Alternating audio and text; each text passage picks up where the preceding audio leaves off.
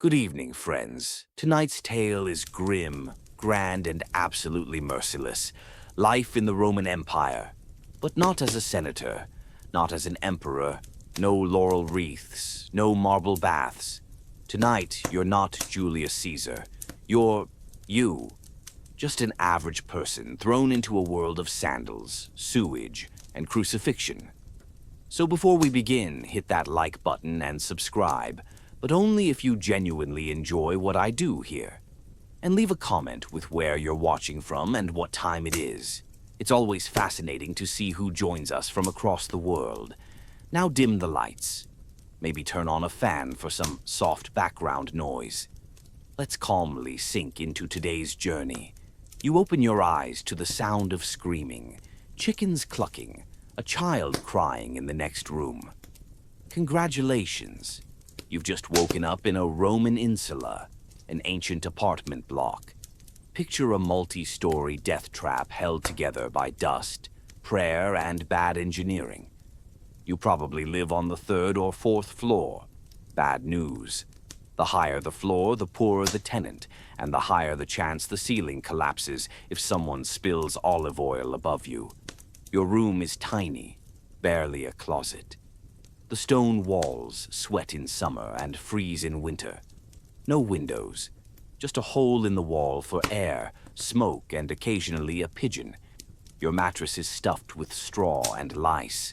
The blanket smells like damp wool and regret. No furniture, no decorations, and definitely no kitchen. Cooking indoors is banned. One small fire and the whole building goes up, and fire codes haven't been invented yet. Your worldly possessions. A clay mug, a worn tunic, and maybe a wooden comb if you're feeling fancy. There's no toilet in your room or in the building. A chamber pot sits in the corner, judging you silently. You'll need to carry it down shaky stairs to dump it into the street gutter, praying you don't slip and become part of the morning sacrifice. The walls are paper thin. You can hear your neighbor praying, coughing, arguing with his wife, and unfortunately, not arguing with his wife, if you catch my drift. The air is thick with smoke, mold, and the distinct aroma of unwashed humanity. Someone downstairs is already baking bread. You're not invited. Outside, merchants are yelling about figs and fish guts. In the distance, a centurion is screaming orders at someone who's probably already bleeding. You haven't even stepped outside and you're already sweaty, itchy, and maybe inhaling lead from the pipes. Welcome to your Roman workday. You're not an emperor, not a gladiator, just another unlucky soul in a crumbling tenement, trying not to fall down the stairs or anger a city god before noon. And there are still 23 hours to go. So what's for breakfast? Not eggs, not bacon, not toast. You are not a senator. You're lucky if you have a few spoonfuls of pulse, a kind of barley porridge that tastes like defeat. No sugar, no fruit, just hot beige sadness. If you're feeling fancy, maybe a drizzle of olive oil or a sprinkle of garum, fermented fish sauce that smells like someone's sins in a jar. Forget coffee. The concept doesn't exist. You might drink some watered-down wine. And no, that doesn't mean you're partying. Wine is safer than the water, which is full of invisible horrors. The aqueducts were a marvel of engineering, yes, but lead pipes and open sewage made every sip a gamble. Now it's time to leave for work. You don't have a horse, a chariot, or even sandals in decent condition. Your feet are covered in calluses, and the streets are covered in, well, everything. Animal waste, human waste, rotting vegetables, the occasional tooth. The whole city is a communal compost pile. Walking to work is an obstacle course in filth and death stares. Maybe you're a laborer. Maybe a potter's apprentice. Maybe you're just waiting around the forum, hoping someone will need extra muscle to carry bricks or dig a ditch. There's no resume, no job interview, just desperation and elbows. If you're lucky, you might earn enough to buy stale bread and pay rent. If not, it's another day of creative starving. The sun is already brutal. Roman cities weren't built for comfort. They were built for function, ego, and the occasional human sacrifice. You wipe your brow with a rag that might once have been your mother's tunic. It doesn't help. The sweat just mixes with the grime. You smell like poverty. Everyone does. But don't complain. The man next to you lost a leg to a collapsed archway and still shows up to sweep the street with half a broom and full optimism. The woman across the way, she's been selling onions in the same spot since Tiberius was emperor. She's basically part of the sidewalk now. You take a break, leaning on a wall that's older than your family tree. A child runs by with a stick. Someone yells. You try to figure out if it's Latin or just cursing. Doesn't matter. You have 6 hours of back-breaking work ahead, and if you don't show up, your landlord won't hesitate to toss your stuff into the alley and rent your hole in the wall to someone more desperate. By midday, the sun is attacking from above like a vengeful god. Your back hurts, your hands are blistered, and your stomach is performing a tragic opera. Time for lunch, if you can call it that. Maybe a chunk of bread that's mostly crust, or some beans boiled into a paste. If your boss is generous, a fig. One figure. Don't eat too fast. You might not get dinner. You find a bit of shade fighting flies for real estate. The city smells like fish guts, smoke, and human ambition. Someone nearby is vomiting. That could mean food poisoning or just another Tuesday. You glance at the public notice board. News from the emperor. New taxes. New laws. Another province has been conquered. You will not benefit from any of this. But the taxes? Oh, those are very real? Rome is funded by your sweat and silence. A man in uniform approaches. A publicanus, a tax collector. He's flanked by 2 guys with clubs and bad attitudes. He doesn't care that your roof leaks or that your son has a cough that sounds like a dying cat. He wants his coin. Now, and if you don't have it, maybe he takes your tools, maybe your blanket, maybe your dignity. You think about arguing. You think about explaining that work's been slow. But then you remember what happened to your neighbor who dared to question the taxes. He got a beating and a fine.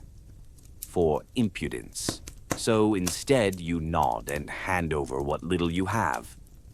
Goodbye, fig money. The workday resumes. Your arms ache. Your brain goes numb. The sun doesn't care. Somewhere in the distance, a dog is barking and a man is screaming. You don't look. It's probably another execution or a tavern brawl. Either way, it's not your business. You think about religion, about the gods, about Jupiter and Mars and Fortuna. Are they watching? Do they care? You offer a muttered prayer to any deity that might be listening. Not for success, just to survive the afternoon without bleeding. You finish the day sunburned, underpaid, and overworked. A temple bell rings. It's not beautiful. It's a reminder that you made it another day. Barely. You trudge home, dodging a cart full of manure and a man urinating into a ditch. Home, sweet home. Back at your insula, the stairs are somehow worse than this morning.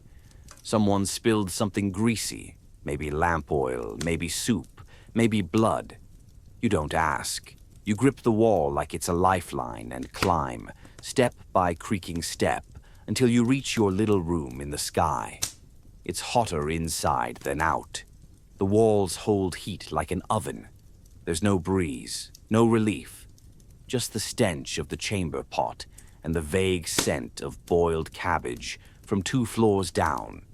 You collapse onto your straw mattress, which crackles like it's full of potato chips and insects. Dinner? Huh. Maybe you have a bit of leftover porridge. Cold now, solid. You chew slowly, pretending it's something better. Grapes, roast pork, anything. You know better, but you daydream anyway. You wash it down with water that tastes like metal and mildew. Yum. You hear shouting from the street. two vendors arguing over turf. A drunk soldier yells a song to no one in particular. Someone throws a pot from a window. It shatters. Applause erupts from the alley below. Roman nightlife. You stare at the ceiling, or what passes for one. The boards groan. You hope your upstairs neighbor isn't cooking. You really, really hope they're not hosting guests. The last time that happened, you spent the whole night listening to very enthusiastic furniture rearrangement. A rat scurries across your floor. You name him Marcus. He doesn't pay rent either. You think of the baths, public ones, of course, communal and grimy, but they're closed now. And besides, the fee was today's figure. So you wipe your face with a cloth and try not to think about what's living in your hair. You lie back, exhausted, sore, hungry. Horns sound in the distance. A cart rattles by. Someone is still shouting. Rome doesn't sleep. It just buzzes, moans, and wheezes through the night. You close your eyes and dream of better times. But this is the Roman Empire. There are no better times, only mornings that start with screaming chickens and ends with praying you don't fall through the floor. Morning comes early and unforgiving. Your joints ache, your stomach growls. You cough, dry at first, then wet. You wonder if it's the mold in the walls or something worse, but you don't have time to wonder too long. You've got work again. You step outside and immediately regret it. The street is a mosaic of mud, refuse, and feces. You sidestep something that was probably alive yesterday. You nearly get hit by a cart. The driver doesn't stop. No one does. You pass by a public latrine. It's communal, of course, just a row of holes in a stone bench over a channel of flowing water. No dividers, no privacy. You do your business next to a stranger who smells like onions and defeat. There's a communal sponge on a stick, soaked in vinegar, passed from person to person. You try not to think about it. Hygiene is a luxury. Bathhouses are crowded, loud, and mostly decorative. Soap exists, but not like you know it. It's more of a greasy paste. You scrape off dirt with a metal tool called a strigil, which mostly just moves the grime around and makes you redder. Dentistry? Toothaches are forever. If it hurts, you pray. If it rots, you pull it. If it festers, well, start writing your will. Except you probably can't write, and you definitely don't have a will. You're not a citizen. You're barely a statistic. Medicine is worse. The local healer has a selection of terrifying tools, herbs, and leeches. Bleeding is a common cure. So is drinking wine boiled with rosemary and ash. If that fails, you're offered a prayer and a pine cone. Women don't have it better. Childbirth is Russian roulette without the revolver. Midwives do what they can, but infections, breech births, and hemorrhages are frequent and fatal.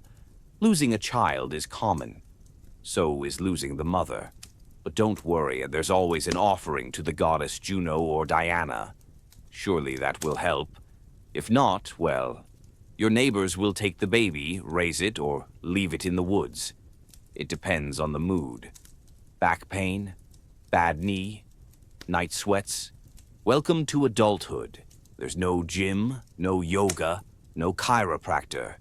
You stretch once and hope your spine doesn't explode. And all this is the normal part of Roman life. You're not in a war. You're not a slave. You're just poor, tired, and hoping the gods don't notice you today. It's festival season in Rome, which means the city is somehow louder, dirtier, and more dangerous than usual. The streets are packed, drums beat, vendors scream. There's a parade somewhere, but it mostly just blocks traffic and gets two guys trampled every year. You've got the day off, not because your boss is generous, but because no one works when the emperor throws a party. And by party, we mean games, public executions, gladiator fights, Naval battles staged in flooded arenas, all funded by taxes and death. You shuffle with the crowd into the amphitheatrum. It's colossal, magnificent, and smells like blood and cheap wine. You sit in the upper levels, far from the shade, close to the sun. Rich folks are down below, fanning themselves and eating dates. You're just trying not to get heat stroke. A trumpet blares. The crowd roars. The first event, criminals thrown to wild animals. You think it'll be over quick. It's not. The crowd loves it. People are chanting, laughing. A child next to you is eating boiled eggs and cheering for a lion. Next come the gladiators. Some are slaves, others volunteers hoping for fame. They fight hard, not always to the death. Training good fighters is expensive, but it's still brutal. You wince as a man takes a trident to the leg. The crowd goes wild. Your stomach turns. A vendor walks by selling barley cakes and sour wine. You buy one. It's stale, but it's food. You chew slowly, trying not to gag at the sight of someone being dragged across the sand by a horse. The games go on for hours. Sunburn sets in. The blood seeps into the sand. A few people faint. One man starts a fist fight over a bet. You leave early, slipping out while the crowd screams for more. Back outside, there's a bread line forming. You queue up for the Annona, Rome's grain dole. If your paperwork is good and the clerk isn't in a mood, you might get a basket of grain to last the week. If not, come back tomorrow. Or starve. You get your ration, just enough to keep you going. You walk home through alleys darkened by shadows and graffiti. SPQR, one says. Caesar is a donkey, says another. You agree. Quietly. You wonder briefly what it's like to be rich, to have a real bed, a bath, a meal without bones or mold. But then someone sneezes on you and the moment passes. Nightfall again. The sky is dark, but the city still flickers. Torches line the roads. Oil lamps glow behind broken shutters. Somewhere, a dog howls. Somewhere else, a man screams. You don't check. It's better not to know. You try to sleep, but the building shakes. People are shouting. Someone's running up the stairs. A woman is crying. Then you smell it. Smoke. Fire. Fires in Rome spread like gossip. Fast, violent, unforgiving. Wooden beams, dry straw, open flames. The entire insula becomes a chimney. You grab your few belongings and run. The stairs are chaos. Someone falls. Someone shoves. The walls are glowing now. You burst into the street, choking, coughing, barefoot. Your neighbor screams behind you, then nothing. You watch your building burn. Everything you owned, gone. Not that you had much, but it was yours. And now, ash. The vigiles arrive, Rome's version of firefighters. They work fast, but their equipment is crude. Buckets, axes, prayers. Half of them are bribed not to try too hard, especially if the building was insured. You wander the streets in shock. No home, no food, no clue what comes next. You sleep on a temple step. You're not alone. Others are there too, burned out, blackened, whispering curses to the gods. The next day, rumors swirl. A foreigner did it. A Greek, a Jew, a Christian. Someone with strange clothes or stranger gods. They always blame the outsider. Someone has to suffer. And it's rarely the arsonist. You keep your head down. You nod when spoken to. You lie when asked where you're from. Safety doesn't come from truth. It comes from silence and conformity. You rebuild. Slowly. Poorly. Someone offers you a job. It pays half as much and involves lifting bricks in the sun. But it's something. Rome doesn't wait for you to recover. It barely noticed you were gone. You find a new room, smaller, damper, but it has a roof. For now, the rats are back. So is the smell. You exhale. One more day survived. Years pass. Or maybe just days. Time in Rome isn't measured by peace, but by the number of times your neighbors change or the walls are rebuilt. You're older now. Not much wiser, but definitely more tired. You've seen things. Riots, floods, eclipses, emperors come and go, stabbed, poisoned, declared a god, forgotten. You've learned that survival is less about strength and more about invisibility. The quiet ones last longer. You've made friends, lost them, one to illness, another to war, a third to taxes, which is basically the same thing. The street kid who once stole your bread now limps past you with gray hair and a broken nose. You nod at each other like veterans of the same slow, grinding disaster. Maybe you fall in love, maybe you marry, maybe your spouse dies in childbirth, maybe you do. Or maybe you live long enough to become someone else's bitter landlord. It's a coin toss, like everything else. You still don't have rights, or savings, or teeth, if we're honest. But you've made it further than most.